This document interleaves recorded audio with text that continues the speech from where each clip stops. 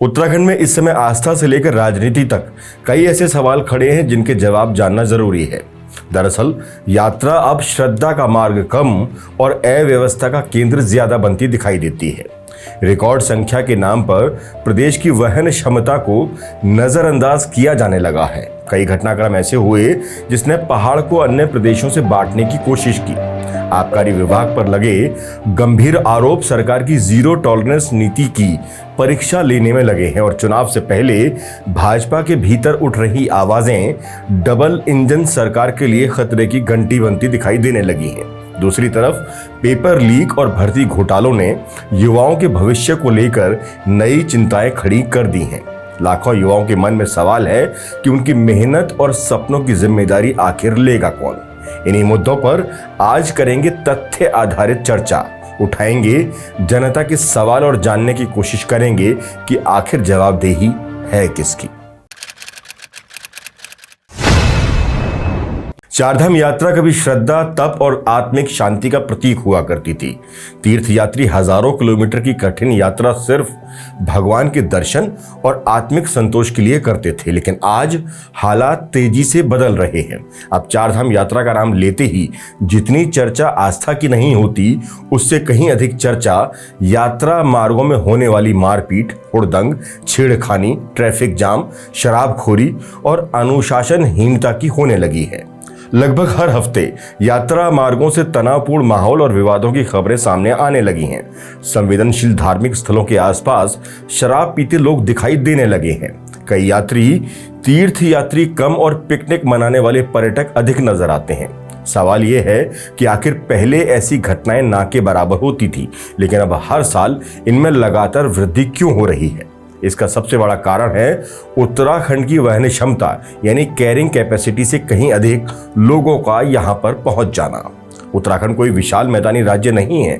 ये एक छोटा, संवेदनशील और भौगोलिक दृष्टि से अत्यंत नाजुक हिमालयी प्रदेश है। यहाँ की सड़कें सीमित हैं, संसाधन सीमित हैं, पर्यावरण सीमित दबाव भी सहन कर पाता है, लेकिन सरकार हर साल यात्रा के आंकड़े तोड़ने को अपनी उपलब्धि के रूप में पेश कर रही है।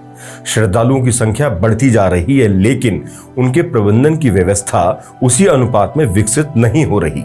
सरकार का पूरा ध्यान यात्रियों की संख्या और उससे मिलने वाले राजस्व पर केंद्रित दिखाई देता है। यात्रा को व्यवस्थित और नियंत्रित करने की बजाय इसे रिकॉर्ड बनाने की होड़ में बदल दिया गया है। परिणाम स्वरूप लाखों लोगों की भीड़ ऐसे क्षेत्रों में पहुंच रही है जहां की क्षमता उससे कहीं कम है। जब भी किसी स्थान पर उसकी क्षमता से अधिक भीड़ पहुंचती है तो केवल व्यवस्था ही नहीं बिगड़ती, बल्कि असामाजिक तत्वों के लिए भी अवसर पैदा होते हैं। चारधाम यात्रा भी इससे अछूती नहीं रही। बड़ी संख्या में वास्तविक श्रद्धालुओं के बीच ऐसे लोग भी पहुंच रहे हैं जिनका उद्देश्य तीर्थ नहीं बल्कि मौज मस्ती, प्रदर्शन और अराजकता फैलाना होता है। यही कारण है कि मारपीट, छेड़खानी, शराबखोरी और अभद्र व्यवहार की घटनाएं लगातार बढ़ रही हैं। सबसे अधिक परेशानी उत्तराखंड की स्थानीय जनता को झेलनी पड़ती है। घंटों जाम, बढ़ता प्रदूषण, संसाधनों पर दबाव, कूड़े के ढेर और कानून व्यवस्था की चुनौतियां अब स्थानीय लोगों के दैनिक जीवन का हिस्सा बनती जा रही हैं। जिन लोगों ने हमेशा तीर्थ यात्रियों का स्वागत किया, वही आज इस अनियंत्रित भीड़ के कारण खुद को असहज महसूस करने लगे हैं। करोड़ों लोगों की आस्था से जुड़ा यह विषय केवल संख्या वृद्धि का कार्यक्रम भर नहीं, ये सरकार को सुनिश्चित करना ही होगा। यदि सरकार वास्तव में इस यात्रा की पवित्रता और उत्तराखंड के हितों को लेकर गंभीर है तो उसे यात्रियों की संख्या पर वैज्ञानिक और व्यवहारिक नियंत्रण लागू करना होगा। यात्रा को प्रदेश की वहन क्षमता के अनुरूप संचालित करना होगा। सख्त सत्यापन, प्रभावी निगरानी और अनुशासनहीनता पर कठोर कार्रवाई सुनिश्चित करनी होगी। और अगर ऐसा नहीं होगा तो स्वाभाविक रूप से श्रद्धा भाव लेकर आने वाले तीर्थयात्री यहां आने से परहेज करने लगेंगे। यकीनन आस्था के इस पवित्र मार्ग को बचाना है तो रिकॉर्ड संख्या नहीं बल्कि मर्यादा, अनुशासन और संतुलन को प्राथमिकता देनी होगी। अन्यथा वो दिन दूर नहीं जब चारधाम यात्रा अपनी आध्यात्मिक पहचान खोकर केवल भीड़, अव्यवस्था और विवादों के लिए पहचानी जाने लगेगी। इसी का नतीजा है कि प्रदेश में कई ऐसे घटनाक्रम हुए जिसने पहाड़ को अन्य राज्यों से बांटने की कोशिश की। इसमें किसी को दोष देना मकसद नहीं, जरूरी ये है कि आखिर ऐसे हालात पैदा हो ही क्यों रहे हैं। पहले हरियाणा वर्सेस उत्तराखंड हुआ और अब एक नई घटना की वजह से पहाड़ वर्सेस पंजाब होने लगा है। गलत कौन है, सही कौन है, ये जांच का विषय हो सकता है, लेकिन इन होने वाले घटनाक्रम को रोकना न केवल सरकार के लिए जरूरी है बल्कि पुलिस के लिए भी एक बड़ी चुनौती है। विवादों में सिर्फ चारधाम यात्रा ही नहीं बल्कि भाजपा की डबल इंजन सरकार भी आने लगी है। उत्तराखंड का आबकारी विभाग एक बार फिर सवालों के घेरे में है। आरोप गंभीर है कि नियम कायदों को दरकिनार कर शराब की दुकानों के लाइसेंस ऐसे लोगों को दे दिए गए जो सत्ता के बेहद करीबी बताए जा रहे हैं। मामला अब नैनीताल हाई कोर्ट में है। सवाल सिर्फ शराब की दुकानों का नहीं बल्कि सवाल ये कि क्या उत्तराखंड में आबकारी नीति के हिसाब से काम हो रहा है या फिर कुछ अधिकारी अपनी सुविधा और कुछ प्रभावशाली लोगों के हित के हिसाब से नियमों को बदल रहे हैं। मामला देहरादून की कुछ प्रमुख शराब दुकानों से जुड़ा है जिनमें राजपुर रोड और परेड ग्राउंड क्षेत्र की दुकानें शामिल हैं। याचिकाकर्ता का आरोप है कि जिन लोगों के पास वर्ष 2025-26 में इन दुकानों के लाइसेंस थे उन्होंने समय पर लाइसेंस नवीनीकरण के लिए आवेदन देने की कोशिश की। आबकारी नीति के अनुसार 16 फरवरी अंतिम तिथि थी। नियम साफ कहता है कि यदि लाइसेंस धारी ने सभी शर्तों का पालन किया है, फीस जमा की है और समय पर आवेदन किया है तो उसका लाइसेंस नवीनीकरण किया जा सकता है। लेकिन आरोप है कि संबंधित अधिकारियों ने आवेदन स्वीकार ही नहीं किए। यहीं से विवाद शुरू होता है। नियम ये भी कहता है कि यदि लाइसेंस नवीनीकरण नहीं होता तो दुकान को पहले लॉटरी प्रक्रिया में लाया जाएगा। यदि वहां भी कोई आवंटन नहीं होता तब उसे पहले आओ पहले पाओ व्यवस्था के तहत दिया जा सकता है। लेकिन याचिका में दावा किया गया है कि यह पूरी प्रक्रिया अपनाई ही नहीं गई। आरोप यह है कि 17 फरवरी को अचानक विवादित दुकानों का आवंटन ऐसे लोगों को कर दिया गया जो एक कैबिनेट मंत्री के करीबी हैं, रिश्तेदार या प्रभाव क्षेत्र से जुड़े बताए जा रहे हैं। मामला हाईकोर्ट पहुंचा तो अदालत ने पहली नजर में इसे गंभीर माना। फिलहाल संबंधित दुकान के लाइसेंस पर रोक लगा दी गई है और जब तक सुनवाई पूरी नहीं हो जाती तब तक दुकानों का संचालन बंद रखने के निर्देश दिए गए हैं। सबसे महत्वपूर्ण बात यह है कि हाईकोर्ट ने सरकार और आबकारी विभाग से मूल रिकॉर्ड भी तलब कर लिए हैं। अदालत जानना चाहती है कि जिन लोगों ने नवीनीकरण के लिए आवेदन देना चाहा उनके आवेदन क्यों नहीं लिए गए, निर्धारित प्रक्रिया का पालन क्यों नहीं हुआ और आखिर 17 फरवरी को ही दुकानों का आवंटन किन परिस्थितियों में किया गया।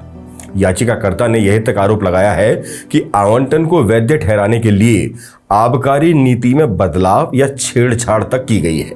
यदि यह आरोप सही साबित होते हैं तो मामला केवल प्रशासनिक अनियमितताओं का नहीं बल्कि पूरी व्यवस्था की विश्वसनीयता पर सवाल खड़े करेगा।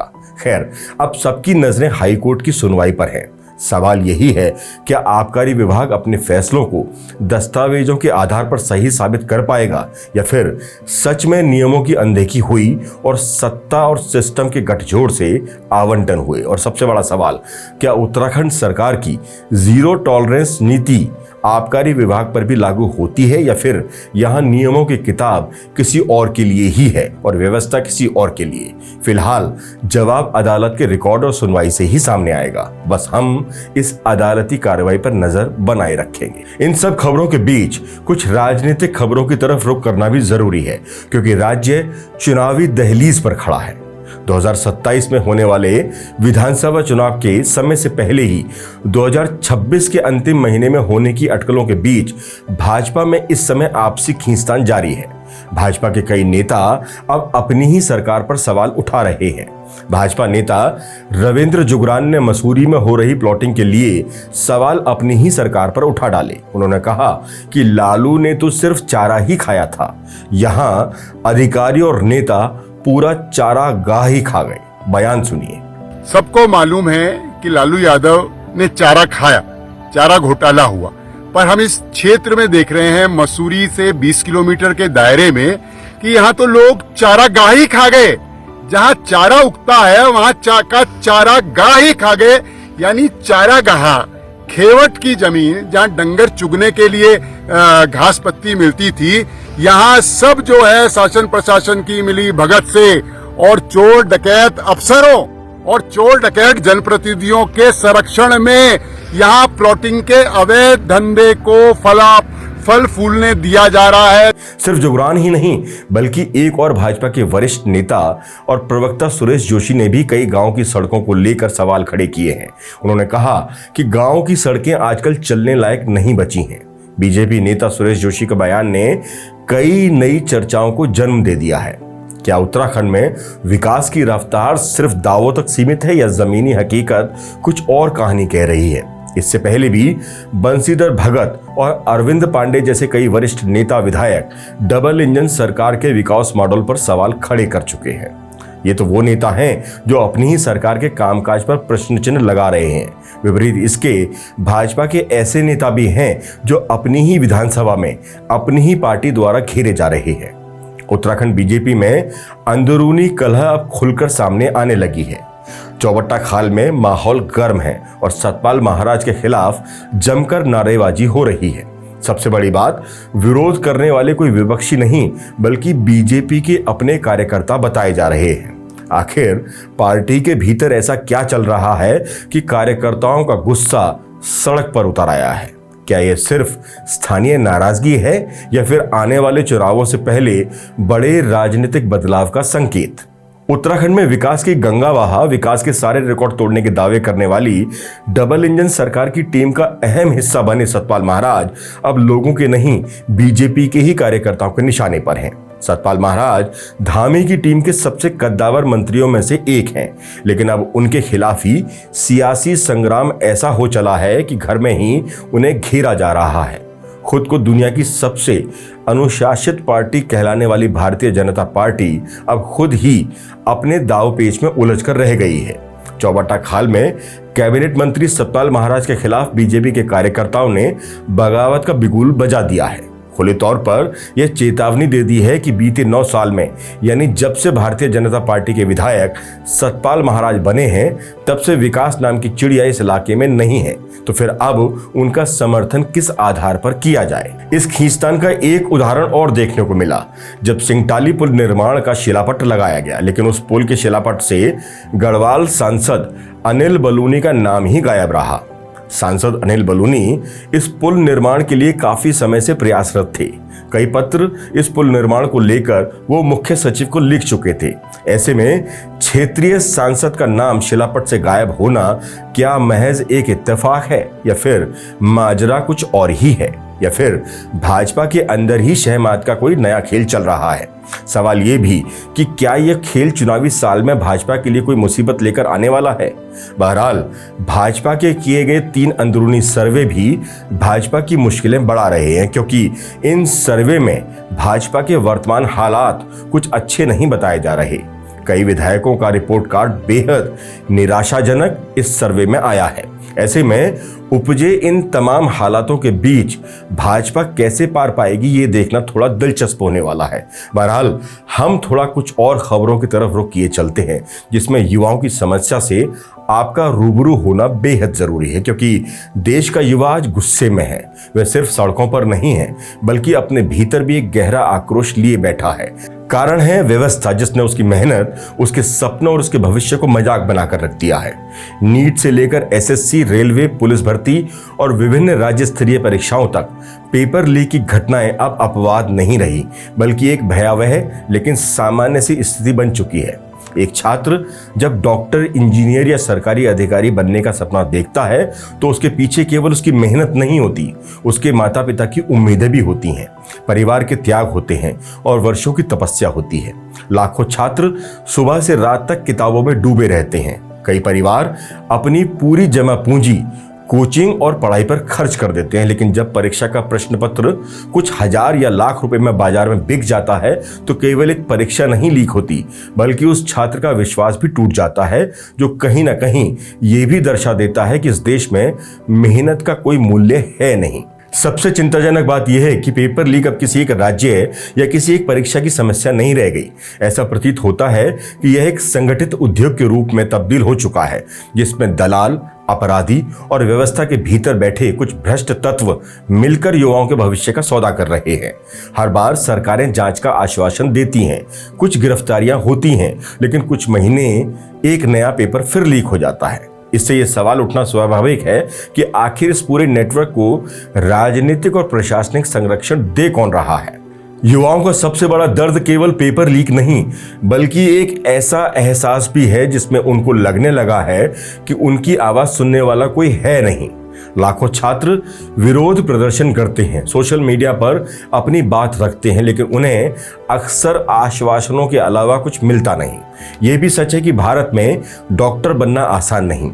लाखों छात्र सीमित सीटों के लिए प्रतिस्पर्धा करते हैं। कई छात्र केवल कुछ अंकों से पीछे रह जाते हैं। ऐसे में यदि परीक्षा प्रक्रिया की निष्पक्षता पर ही सवाल खड़े हो जाएं, तो उनकी निराशा और पीड़ा को समझना कठिन नहीं। एक ईमानदार छात्र के लिए यह केवल परीक्षा नहीं होती, बल्कि उसके जीवन के कई वर्षों का निवेश होता है। सरकारें बदलती रही हैं, लेकिन पेपर लीक की समस्या लगातार बढ़ती ही गई। इसलिए यह मुद्दा किसी एक दल या एक मंत्री तक सीमित नहीं है, यह पूरे शासन तंत्र की जवाबदेही का प्रश्न है। यदि भारत दुनिया की तीसरी सबसे बड़ी अर्थव्यवस्था बनने का सपना देख रहा है, तो सरकार को सबसे पहले अपने युवाओं को यह भरोसा देना होगा कि उनकी मेहनत बेकार नहीं है, बिकाऊ नहीं है।